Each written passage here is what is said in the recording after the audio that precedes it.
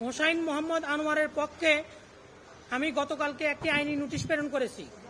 হোসাইন মোহাম্মদ আনোয়ার এনসিপির একজন রাজনৈতিক কর্মী। সেখানে আমাদের নোটিশে বলা হয়েছে যে আওয়ামী লীগ সমর্থিত এবং আওয়ামী লীগের সহযোগী 14 দলের মধ্যে আওয়ামী লীগের যেহেতু রাজনৈতিক কার্যক্রম নিষিদ্ধ ঘোষণা করা হয়েছে, সেহেতু বাকি 13 দলগুলোর রাজনৈতিক কর্মকাণ্ড নিষিদ্ধ ঘোষণা করার জন্যই আমরা আইনি নোটিশ প্রেরণ করেছি এবং হোসাইন মোহাম্মদ আনোয়ারের পক্ষে আমরা এই নোটিশ প্রেরণ করি।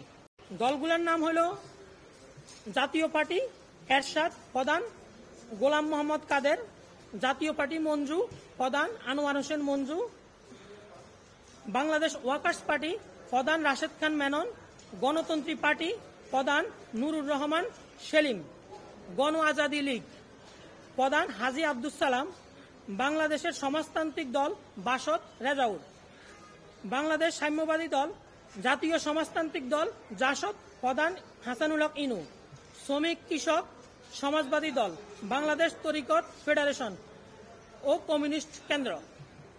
এই দলগুলোর রাজনৈতিক কর্মকাণ্ড নিষিদ্ধ চেয়ে আমরা আইনি নোটিশ প্রেরণ করেছি এবং এদেরকে সন্ত্রাসী সংগঠন হিসেবে ঘোষণা দেওয়ার জন্য আমরা আইনি নোটিশে দাবি করেছি।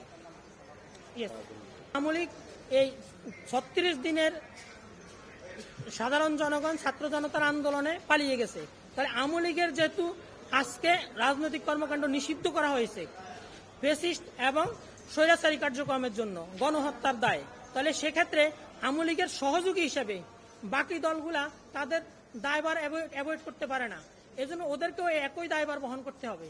এজন্যই আমরা এই আইনি নোটিশ প্রেরণ করেছি।